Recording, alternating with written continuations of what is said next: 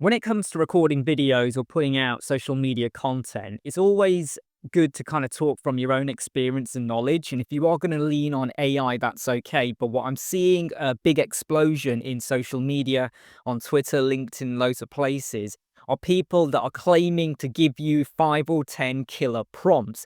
And this is going to help with your content scheduling. It's going to tell you what your content schedule or calendar should be for the next 30 days. It's going to give you scripts for videos, thumbnail, titles, and stuff like that. But the thing they miss out on, and they don't explain very well, is that you still have to create the content. So someone could come to me and say, here's 5 or 10 prompts, here's some URLs, here's where you can pinch someone else's blog post or whatever video someone else is doing, and let's rewrite it in your voice, in your examples. Great.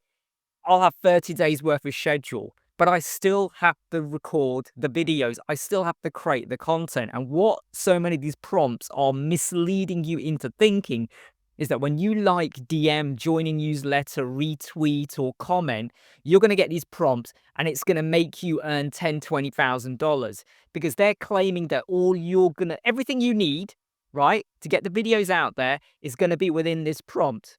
Wake up, people. That is not the reality of it, okay?